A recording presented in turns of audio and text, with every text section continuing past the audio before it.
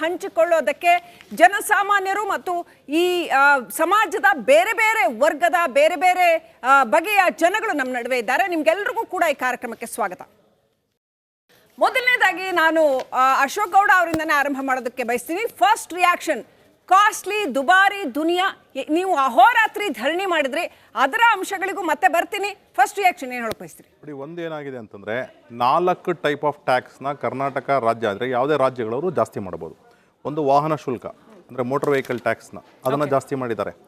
ಅದು ತತ್ಸುಮಾರು ಇವಾಗ 30% 60%ವರೆಗೂ ಜಾಸ್ತಿ ಆಗಿದೆ. ಪ್ರಾಪರ್ಟಿ ಟ್ಯಾಕ್ಸ್ ಏನಿದೆ, ಪ್ರಾಪರ್ಟಿ ಟ್ಯಾಕ್ಸ್ ಜಾಸ್ತಿ ಮಾಡ್ಬೋದು. ಪ್ರಾಪರ್ಟಿ ಟ್ಯಾಕ್ಸ್ ಏನಿದೆ ಅದು 3 times to 6 times ಜಾಸ್ತಿ ಆಗಿದೆ. ಅದಾದಮೇಲೆ ಇದು ಪ್ರಾಪರ್ಟಿ ರಿಜಿಸ್ಟ್ರೇಷನ್ ಟ್ಯಾಕ್ಸು. ಆಮೇಲೆ ಸಣ್ಣ ಸಣ್ಣ ಉದಾಹರಣೆಗೆ GPA ಮಾಡ್ಕೊಳಕ್ಕೆ ಹೋಗಿ ಅದಕ್ಕೂ ಜಾಸ್ತಿ ಮಾಡಿದ್ದಾರೆ. 3,000 ರೂಪಾಯಿ ಆಗ್ತಿದ್ದ ಕೆಲಸ ಇವತ್ತು 50,000 ರೂಪಾಯಿಗೆ, 50,000. ಯಾಕಂದರೆ ನಾನೇ ಮಾಡಿಸಿದ್ದೀನಿ ಅದರಿಂದಾಗಿ. Gift deed, partition deed within the family ಮಾಡ್ತಕ್ಕಂತಹದ್ದು, ಅದಕ್ಕೂ ಸಹ ಇವತ್ತು ಮುಂಚೆ ಏನಾಗ್ತಿತ್ತು ಅಂತಂದರೆ ಈ 2,500 ರೂಪಾಯಿ ಫೀಸ್ ಬರ್ತಿತ್ತು, 500 ರೂಪಾಯಿ ಇದೆ ಅಂದರೆ 3,000 ರೂಪಾಯಿ ಆಗ್ತಿದ್ದ ಕೆಲಸ ಇವತ್ತು ಅದಕ್ಕೆ 48,000 ರೂಪಾಯಿ ಕಟ್ಟಬೇಕಾಗಿದೆ ಪಾರ್ಟಿಷನ್ ಡೀಡಿಗೆ. ಅಂದರೆ ಒಂದು ಮೋಟರ್ ವೆಹಿಕಲ್ ಆಯಿತು, ಪ್ರಾಪರ್ಟಿ ಆಯಿತು, ಪ್ರಾಪರ್ಟಿ ಟ್ಯಾಕ್ಸು ಅಂದರೆ ನಾವು ಮನೆ ಕಟ್ಟತಕ್ಕಂಥ ತೆರಿಗೆ ಇರಬಹುದು ಅಥವಾ ಯಾವುದೇ ಇರ್ಬೋದು. ಆಮೇಲೆ ನಾವು ಅಗ್ರಿಕಲ್ಚರಲ್ ಲ್ಯಾಂಡ್ಸ್ಗೆ ನಾವೆಲ್ಲ ನಾಮಿನಲ್ ಆಗಿ ಎಷ್ಟೇ ಇದ್ರೂ 50 ರೂಪಾಯಿ ಕಟ್ಕೊಂಡು ಹೋಗ್ತೀವಿ, ಅದಕ್ಕೆ ಇವಾಗ 500 ರೂಪಾಯಿ ಮಾಡಿದ್ದಾರೆ. ಅಂದರೆ ಪ್ರಾಪರ್ಟಿ ಟ್ಯಾಕ್ಸ್ ಜಾಸ್ತಿ ಮಾಡಿದ್ದಾರೆ. ಅದಾದಮೇಲೆ ಆಲ್ಕೋಹಾಲು ಅಂದರೆ ಆಲ್ಕೋಹಾಲ್ ಎಕ್ಸೈಸ್ ಡ್ಯೂಟಿ ಏನಿದೆ ಅದನ್ನು ಜಾಸ್ತಿ ಮಾಡಲಿಕ್ಕೆ ರಾಜ್ಯ ಸರ್ಕಾರಗಳಿಗೆ ಅಧಿಕಾರ ಇದೆ. ಆ ಟ್ಯಾಕ್ಸ್ನ ಏನು ಮಾಡಿದ್ದಾರೆ ಅಂತಂದರೆ ತತ್ಸುಮಾರು 500 times ಅಂದರೆ ಜಾಸ್ತಿ ಆಗಿದೆ. ಈಗ ಒಂದು ಬಿಯರ್ ಬಾಟ್ಲು ಮುಂಚೆ 25 ರೂಪಾಯಿ ಟ್ಯಾಕ್ಸ್ ಇದ್ರೆ ಇವತ್ತು ಅದಕ್ಕೆ 60 ರೂಪಾಯಿ ಟ್ಯಾಕ್ಸ್ ಹಾಕಿರ್ತಕ್ಕಂಥದ್ದು. ಇರಲಿ. ಅದಾದ್ಮೇಲೆ ಇನ್ನೊಂದು ಟ್ಯಾಕ್ಸ್ ಏನು ಅಂತಂದ್ರೆ ಪೆಟ್ರೋಲ್ ಟ್ಯಾಕ್ಸ್. ಪೆಟ್ರೋಲ್ನ ಈ ರಾಜ್ಯದಲ್ಲಿ 22 ತಿಂಗಳಲ್ಲಿ 3 ರೂಪಾಯಿ 50 ಪೈಸೆ ಪೆಟ್ರೋಲ್ ಮೇಲೆ, ಡೀಸೆಲ್ ಮೇಲೆ 2 ಬಾರಿ 3 ರೂಪಾಯಿ ಒಂದ್ಸತಿ ಮತ್ತು 2 ರೂಪಾಯಿ ಒಂದ್ಸತಿ 5 ರೂಪಾಯಿ ಜಾಸ್ತಿ ಮಾಡಿದ್ದಾರೆ. ಈ 4 ಕಾಂಪೊನೆಂಟು ಡೈರೆಕ್ಟು ರಾಜ್ಯ ಸರ್ಕಾರ ಮಾಡ್ತಕ್ಕಂಥದ್ದು. ಅದಾದಮೇಲೆ ಸೇವಾ ಶುಲ್ಕಗಳು ಅಂದರೆ ಬಸ್ ದರ ಇರಬಹುದು, ನೀರಿನ ದರ ಇರಬಹುದು, ಹಾಲಿನ ದರ ಇರಬಹುದು. ನೀವು name A service which is rendered by state government of Karnataka. ಎಲ್ಲ ಸರ್ವಿಸಸ್ಸೂ ಸಹ ಹಾಸ್ಪಿಟ್ಲಲ್ಲಿ 10 ರೂಪಾಯಿಗೆ ನೀವು ಹೋಗಿ ರಿಜಿಸ್ಟ್ರೇಷನ್ ಮಾಡಿಸ್ತಿದ್ದು ಇವತ್ತು ಹೋಗಿ ನನಗೆ 100 ರೂಪಾಯಿ ಕೊಡಿ ಅಂದ್ರೆ ಎಲ್ಲರೂ ಇದೆ ಅಭಿಪ್ರಾಯ ಹೇಳ್ತಾರೆ. ನಂಗೆ ಗೊತ್ತಿಲ್ಲ, ನಾನು ಕ್ವಿಕ್ ಆಗಿ ಒಂದು ರೌಂಡ್ ಎಲ್ಲರದ್ದು ರಿಯಾಕ್ಷನ್ ತಗೊಂಡು ಆಮೇಲೆ ನಾವು ಡೀಟೇಲ್ ಡಿಸ್ಕಷನ್ಗೆ ಹೋಗೋಣ. ಆಪ್ ಹೋಗ್ತಾರನ್ನ ಕೇಳೋದಕ್ಕೆ ಬಯಸ್ತೀನಿ, ನೀವ್ಯಾಕೆ ನೋಡ್ತೀರಿ ಈ ದರ ಏರಿಕೆನ? ಅಭಿವೃದ್ಧಿಗೋಸ್ಕರ ಮಾಡ್ತೀವಿ ಅಂತ ಹೇಳ್ತಾರೆ ಅವರು. ನೋಡಿ, ಅಭಿವೃದ್ಧಿ ಅಂತ ಹೇಳಿದ್ರೆ ಅಲ್ಟಿಮೇಟ್ಲಿ ಜನರ ಜೀವನದ ಶೈಲಿಯನ್ನು ಅಂದರೆ ಅವರು ದಿನನಿತ್ಯದ ಬದುಕನ್ನು ಯಾವುದೇ ರೀತಿ ಹರ್ಡಲ್ಸ್ ಇಲ್ಲದ ಹಾಗೆ ಅವರು ನಡೆಸ್ಕೊಂಡು ಹೋಗ್ಬೇಕಾಗ್ತದೆ. ಉದಾಹರಣೆಗೆ ಹೇಳ್ಬೇಕಂತ ಹೇಳಿದ್ರೆ ಈ ಬೆಲೆ ಏರಿಕೆ ಅನ್ನೋ ವಿಚಾರ ಬಂದಾಗ ಶ್ರೀಮಂತರು ಯಾರು ಇದರಲ್ಲಿ ಸಫರ್ ಆಗೋದಿಲ್ಲ. ಬಹುಮುಖ್ಯವಾಗಿ ಮಧ್ಯಮ ವರ್ಗ ಮತ್ತು ದಿನನಿತ್ಯದ ಕೂಲಿಯನ್ನು ಮಾಡ್ತಕ್ಕಂಥ ಒಂದು ದುಡಿಯುವ ವರ್ಗ ಮತ್ತು ರೈತರು ಮತ್ತು ಮಹಿಳೆಯರು, ಎಸ್ಪೆಷಲಿ ಅವ್ರಿಗೆ ಒಂದು ತಿಂಗಳಿಗೆ ಒಂದು 15,000 ರೂಪಾಯಿ ಸಂಬಳ ಬಂತ ಹೇಳಿದ್ರೆ, ಉದಾಹರಣೆಗೆ ಮೆಟ್ರೋದಲ್ಲಿ ಪ್ರಯಾಣ ಮಾಡೋರು ಇವತ್ತು ನಮ್ಮ ಕಣ್ಣಿಗೆ ರಾಚ್ತಾ ಇದೆ. ಎಷ್ಟೋ ಜನ ಪ್ರಯಾಣ ಮಾಡ್ತಕ್ಕಂಥವ್ರು ಆ ಮೆಟ್ರೋವನ್ನು ತ್ಯಾಗ ಮಾಡ್ತಾರೆ.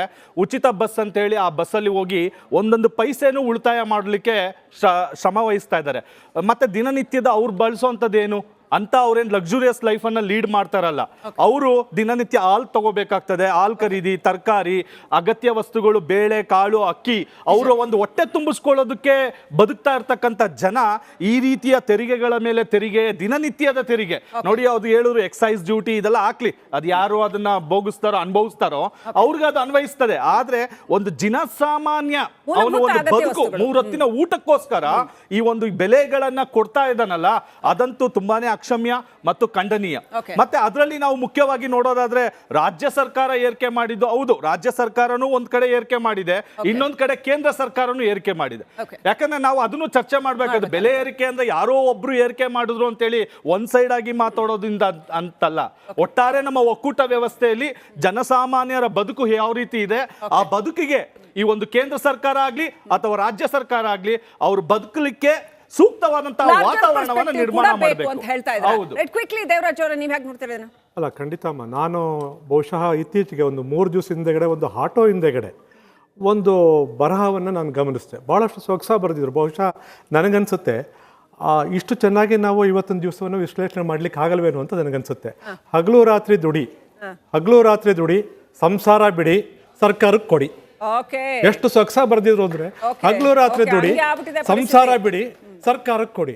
ಯಾವ ಸ್ಥಿತಿ ಬಂದಿದೆ ಇನ್ನ ಒಂದ್ ಲೈನ್ ಸೇರಿಸ್ಕೊಂಡ್ಬಿಡೋಣ. ನಾವು ಬದುಕೋದು ಹೇಗೆ ಸ್ವಾಮಿ ಕೊನೆಗೆ ನಾವು ಬದುಕೋದು ಹೇಗೆ ಸ್ವಾಮಿ ಅಂತಕ್ಕಂಥದ್ದನ್ನು ಎಷ್ಟು ಸೊಗಸಾಗಿ ಈ ಒಂದು ಇವತ್ತಿನ ದಿವಸವನ್ನು ವಿಶ್ಲೇಷಣೆ ಮಾಡಿದ್ದಾರೆ ಅಂತಂದರೆ ಅವ್ರಿಗೆ ಮತ್ತೆ ಅವ್ರನ್ನ ನಿಲ್ಲಿಸ್ಬಿಟ್ಟು ನಾನು ಕೇಳಿದೆ, ಏನಪ್ಪ ಇದು ಈ ರೀತಿ ಹಾಕ್ಕೊಂಡಿದ್ದೆಲ್ಲ ಯಾವುದಕ್ಕೆ? ನಮ್ಮ ಸ್ಥಿತಿ ನಾನು ಹೇಳ್ಕೊಂಡಿದ್ದೀನಿ ಸ್ವಾಮಿ, ನನ್ನ ಸ್ಥಿತಿ ನಾನು ಹೇಳ್ಕೊಂಡಿದ್ದೀನಿ, ಅದು ನನ್ನ ಮನಸ್ಸಲ್ಲಿ ಇರಬಾರ್ದು ಅಂತೇಳಿ ನಾನು ಆಟೋ ಹಿಂದೆ ಹಾಕಿದ್ದೀನಿ ಅಂತಕ್ಕಂಥ ಮಾತನ್ನು ಹೇಳಿದ್ರು. ಇದು ಇವತ್ತು ನಮ್ಮ ರಾಜ್ಯ ಸರ್ಕಾರ ಕೇವಲ 20 ತಿಂಗಳಲ್ಲಿ ಈ ರಾಜ್ಯದ ಜನತೆಗೆ ತಂದುಕೊಟ್ಟಿರ್ತಕ್ಕಂಥ ಸೌಭಾಗ್ಯ ಇದು. ಕೇವಲ 20 ತಿಂಗಳಲ್ಲಿ. ಯಾಕೆ ವಿಷಯವನ್ನು ನಾನು ಒತ್ತಿ ಹೇಳ್ತೀನಿ ಅಂದರೆ, ಗ್ಯಾರಂಟಿ ಅಂತಕ್ಕಂಥದ್ದು ಕಾಂಗ್ರೆಸ್ ಸರ್ಕಾರದ ಬದ್ಧತೆ, ನಮ್ಮದೆಲ್ಲ ಕಮಿಟ್ಮೆಂಟ್. ಅದು ಯಾವುದೇ ಬೇರೆ ಪಕ್ಷದಲ್ಲ ಕಮಿಟ್ಮೆಂಟು. ಅದನ್ನು ಹೇಗೆ ಮಾಡ್ತಾರೋ ಹೇಗೆ ಬಿಡ್ತಾರೋ ಅವರು ಬಿಟ್ಟಿದ್ದು.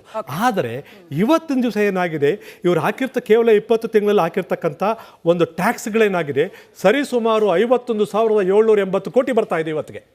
ಸರ್, ಈ ಡೀಸೆಲ್ ಲೆಕ್ಕ ಹಾಕೊಂಡ್ಬಿಟ್ರೆ, ನಾನೀಗ ಬರಬೇಕಾದ್ರೆ ಲೆಕ್ಕ ಹಾಕೊಂಬಂದೆ, ಇವತ್ತಿಗೆ 51,750 ಚಿಲ್ಲರೆ ಇವತ್ತಿನ ದಿವಸ ಬರ್ತಾ ಇದೆ. ಗ್ಯಾರಂಟಿಗೆ ನಮ್ಮ ಬಜೆಟಲ್ಲಿ ಪ್ರಾವಿಷನ್ ಮಾಡಿರೋದೆಷ್ಟೋ 51,000 ಕೋಟಿ. ಅಂದರೆ ನೀವೆಲ್ಲಿಂದ ಮಾಡಿದ್ರೆ ಹೇಗಾರೆ? ಜನಗಳ ತಲೆ ಮೇಲೆ ಬಂಡೆಯನ್ನು ಎಳೆದು ಅವ್ರ ಬದುಕನ್ನು ನಾಶ ಮಾಡಿ ಇವತ್ತಿನ ದಿವಸ ನೀವು ಗ್ಯಾರಂಟಿ ಕೊಟ್ರಿ. ಹೌದು ಅಲ್ವಾ? ಇವತ್ತು ಹಾಕಿದ್ದೇನು 51,000 ರೂಪಾಯಿ ನೀವು ಪ್ರಾವಿಷನ್ ಮಾಡ್ಕೊಂಡಿದ್ದೀರಿ, 51,000 ಕೋಟಿ ರೂಪಾಯಿನ. 51,000ಕ್ಕೂ ಹೆಚ್ಚು ಹಣವನ್ನು ಸಾಮಾನ್ಯ ಜನರಿಂದ, ಈಗಾಗಲೇ ನನ್ನ ಆಮ್ ಆದ್ಮಿ ಮಿತ್ರರು ಹೇಳಿದಂಗೆ, ಯಾರು ದುಡಿಯುವ ವರ್ಗ ಇದ್ದಾರೆ, ಮಧ್ಯಮ ವರ್ಗ ಇದ್ದಾರೆ, ಜೀವನ ಮಾಡಲಿಕ್ಕೆ ಎಷ್ಟು ಕಷ್ಟಪಡ್ತಿದ್ದಾರೆ, ಅಪಾಪಿಸ್ತಿದ್ದಾರೆ, ಅಂಥವ್ರ ತಲೆ ಮೇಲೆ ಇವತ್ತು ಹಾಕಿರ್ತಕ್ಕಂಥ ತೆರಿಗೆ 51,000 ಚಿಲ್ಲರೆ ಕೋಟಿ ಅಂತಂದ್ರೆ ಕೇವಲ 20 ತಿಂಗಳಿಗೆ ಬದುಕನ್ನು ಈ ರಾಜ್ಯದಲ್ಲಿ ನಡೆಸೋದು ಹೇಗೆ?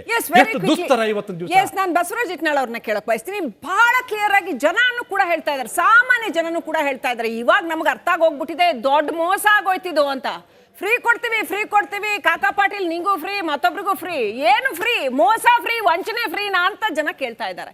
ಗ್ಯಾರಂಟಿ ಯೋಜನೆಗಳಿಗೆ ಹಣ ಒದಗಿಸೋದಕ್ಕೋಸ್ಕರವೇ ಸರ್ಕಾರ ಇಂಥದ್ದೊಂದು ಜಾಲವನ್ನ ಹೆಣೆದಿದ್ಯಾ? ದರ ಏರಿಕೆ ಜನರಿಂದಾನೇ ಕಿತ್ಕೊಂಡು ಜನಕ್ಕೆ ಕೊಡೋದಾ? ತಾವ್ ಹೇಗೆ ನೋಡ್ತೀರಿ ಸರ್? ಈ ಬೆಲೆ ಏರಿಕೆ ಮತ್ತು ಈ ರೆವಿನ್ಯೂ ವಿಚಾರದಲ್ಲಿ ಕರ್ನಾಟಕ ಸರ್ಕಾರ ಮಾಡಿದ ಎಡವಟ್ಟುಗಳನ್ನು ನಾವು ಸೂಕ್ಷ್ಮವಾಗಿ ಗಮನಿಸಿದ್ರೆ, ಇವರು ಗ್ಯಾರಂಟಿಗಳ ಬಗ್ಗೆ ಒಂದು ಲೆಕ್ಕ ಹೇಳಿದ್ರು ದೇವರಾಜ್ ಅವರು, ನೀವು ಅದಕ್ಕೆ ಅದನ್ನು ಲಿಂಕ್ ಮಾಡಿದ್ರೆ. ಆದರೆ ಚುನಾವಣಾ ಮುನ್ನ ದಿನದ ಸಂದರ್ಭದಲ್ಲಿ BJP ಮತ್ತು ಮಿತ್ರ ಪಕ್ಷಗಳು ಈ ಗ್ಯಾರಂಟಿಗಳನ್ನ ಅಪೋಸ್ ಮಾಡ್ತಿದ್ರು. ಯಾಕಂದ್ರೆ ಇದ್ರ ಮೇಲೆ ಜನಸಾಮಾನ್ಯರಿಗೆ ಹೊರೆ ಆಗುತ್ತೆ ಅಂತಲೇ ಅಪೋಸ್ ಮಾಡ್ತಿದ್ರು. ಆದರೆ ಸಿದ್ದರಾಮಯ್ಯ ಏನು ಹೇಳಿದ್ರು, ಕಾಂಗ್ರೆಸ್ ನಾಯಕರು ಏನು ಹೇಳಿದ್ರು, ಯಾವುದೇ ಹೊರೆ ಇಲ್ಲದಂಗೆ ನಾವು ನಿಭಾಯಿಸ್ತೇವೆ, ಯಾವುದೇ ಅಡಿಷನಲ್ ಬಜೆಟ್ ಬರ್ಡನ್ ಇಲ್ಲದೆ ನಿಭಾಯಿಸ್ತೇವೆ ಅಂತ ಹೇಳ್ಕೊಂಡೇ ಬಂದರು. ಕಾಕಾ ಸಾಹೇಬ್ ಫ್ರೀ, ನನಗೂ ಫ್ರೀ, ನಿನಗೂ ಫ್ರೀ ಅಂತ ಹೇಳ್ಕೊಂಡು ಬಂದು, ಈಗ ಏನಾಗಿದೆ, ಅಶೋಕ್ ಗೌಡ ಹೇಳಿದ್ರಲ್ಲ, ಪ್ರತಿಯೊಂದು ಬೆಲೆ ಜಾಸ್ತಿ ಆಗಿದೆ. ಅದ್ರ ಜೊತೆಗೇ ಈ ಟ್ಯಾಕ್ಸನ್ನು ಹೆಚ್ಚು ಮಾಡೋ ಅಥವಾ ರೆವಿನ್ಯೂ ಆಗ್ಮೆಂಟೇಷನ್ ಅಥವಾ ಒಂದು ಕಂದಾಯವನ್ನು ಹೆಚ್ಚು ಮಾಡೋ ಒಂದು ಅಗತ್ಯ ಯಾಕೆ ಬಂದಿದೆ ಸರ್ಕಾರಕ್ಕೆ? ಅದು ಬಹುಶಃ ಗ್ಯಾರಂಟಿ ಇರಲಿಕ್ಕಿಲ್ಲ, ಅಥವಾ ಇರ್ಬೋದೇನೋ, ಅದು ಬೇರೆ ವಿಚಾರ. ಆದರೆ ಒಂದು ತೀರ್ಮಾನವನ್ನು ಸರ್ಕಾರ ತಗೊಂಡಿದೆ. ಅದು ಸೆಸ್ ಆಗಿರಲಿ, ಫ್ಯೂಯಲ್ ಮೇಲೆ ಸೆಸ್ ಆಗಲಿ, ಅಥವಾ ಸ್ಟ್ಯಾಂಪ್ ಡ್ಯೂಟಿ ಆಗಲಿ, ಅಥವಾ ಪ್ರತಿಯೊಂದು ಕೂಡ ಹಾಲಾಗಲಿ, ನೀರಾಗಲಿ, ಪ್ರಾಪರ್ಟಿ ಟ್ಯಾಕ್ಸ್ ಆಗಲಿ, ಪ್ರತಿಯೊಂದು ಜಾಸ್ತಿ ಮಾಡಿದ ತೀರ್ಮಾನಗಳನ್ನು ಅಸೆಂಬ್ಲಿಯಲ್ಲೆಲ್ಲ ಜನಸಾಮಾನ್ಯರೆದುರು ಸಮರ್ಥನೆ ಮಾಡಿಕೊಳ್ಳೋದಕ್ಕೆ ಒಬ್ಬ ಕಾಂಗ್ರೆಸ್ ಪ್ರತಿನಿಧಿಯನ್ನು ಕಳಿಸೋದಕ್ಕೆ ಆಗಲಿಲ್ಲ ಇವತ್ತು. ಅಂದ್ರೆ ಅವ್ರು ಎಷ್ಟು ಇದಕ್ಕೆ ಗಿಲ್ಟ್ ಫೀಲಿಂಗ್. ಯಾವುದೇ ಒಂದು ಸರ್ಕಾರಕ್ಕೆ ಟ್ಯಾಕ್ಸ್ ಅನ್ನ, ಬೆಲೆಯನ್ನ ಜಾಸ್ತಿ ಮಾಡೋದಕ್ಕೆ ಯಾಕೆ ಅಗತ್ಯ ಬರ್ತದೆ? 2 ರೀಸನ್ಸ್. ಒಂದು, ರೆವಿನ್ಯೂ ಡೆಫಿಸಿಟ್ ಇರಬಹುದು, ನಿಮ್ಮ ಆದಾಯ ಕಡಿಮೆ ಆಗಿರಬಹುದು, ಅಥವಾ ನೀವು ಆಯಾ ಸಂಸ್ಥೆಗಳನ್ನ, for example KSRTC, for example BESCOM, for example metro, ಇವುಗಳು ನಷ್ಟದಲ್ಲಿದ್ದಾವೆ, ಇವ್ರಿಗೆ ಜಾಸ್ತಿ ಲಾಭ ಬರಿಸಬೇಕು ಅಂತ ಮಾಡೋ ರೀತಿ ಒಂದು. ಎರಡಕ್ಕೂ ಒಂದು ಉತ್ತರ ಹೇಳೋದಾದ್ರೆ, ಇವತ್ತಿನ ಯಾವುದೇ ಒಂದು ಸರ್ಕಾರಿ ಉದ್ಯಮ ಇದೆಯಲ್ಲ, ಅದು ಬೆಸ್ಕಾಮ್ ಆಗಿರಲಿ, KSRTC ಆಗಲಿ, ಯಾವುದೇ ಉದ್ಯಮ ಆಗಿರಲಿ, ಆ ಒಂದು ಸರ್ಕಾರಿ ಉದ್ಯಮದ ಉದ್ದೇಶ ಲಾಭ ಮಾಡಿಕೊಳ್ಳೋದಲ್ಲ. They are there to provide services, affordable services, reasonable services. ಅದ್ರ ಜೊತೆಗೇನೆ ಮಾರ್ಕೆಟ್ ಬ್ಯಾಲೆನ್ಸ್ ಮಾಡುವಂತ ಜವಾಬ್ದಾರಿ ಅವ್ರ ಮೇಲೆ ಇರ್ತದೆ. ಅವರೇ ಜಾಸ್ತಿ ಮಾಡಿಬಿಟ್ರೆ ಇನ್ನು ಉಳಿಕೆಯವರು ಅವರು ಜಾಸ್ತಿ ಮಾಡ್ತಾರೆ. ಆಮೇಲೆ ಈ ಅಷ್ಟಕ್ಕೂ ಮೀರಿ ನಿಮಗೆ ಟ್ಯಾಕ್ಸ್ ಅನ್ನ ಅಥವಾ ಬೆಲೆಯನ್ನ ಜಾಸ್ತಿ ಮಾಡಬೇಕು ಅಂತ ಒಂದು ಅಗತ್ಯ ಕಂಡ್ರೆ, there are 2 ways of doing it. ನೀವು ಲಕ್ಸುರಿ ಟ್ಯಾಕ್ಸ್ಗಳನ್ನ ಜಾಸ್ತಿ ಮಾಡ್ತೀರಾ, ಲಕ್ಸುರಿ ಐಟಮ್ ಟ್ಯಾಕ್ಸ್ ಜಾಸ್ತಿ ಮಾಡ್ತೀರಾ, ಅಥವಾ ಜನಸಾಮಾನ್ಯರಿಗೆ ಪ್ರತಿದಿನ ಬೇಕಾಗುವಂತ ದಿನಸಿ ವಿಚಾರಗಳ ಬಗ್ಗೆ ಮೂಲಭೂತ ಅದ್ರ ಟ್ಯಾಕ್ಸ್ ಜಾಸ್ತಿ ಮಾಡ್ತೀರಾ. ಹಾಲು, ನೀರು, ಇದೆಲ್ಲ ಎನರ್ಜಿ, ಫ್ಯೂಯಲ್, ಪೆಟ್ರೋಲ್, ಡೀಸೆಲ್ ಬೆಲೆ ಜಾಸ್ತಿ ಮಾಡಿಬಿಟ್ರೆ ಎಲ್ಲವೂ ಜಾಸ್ತಿ ಆಗಿಬಿಡ್ತದೆ. ಇಷ್ಟು ಕಾಮನ್ ಸೆನ್ಸ್ ಎಲ್ಲ ನಾಯಕರಿಗೂ ಇದ್ದೇ ಇರ್ತದೆ.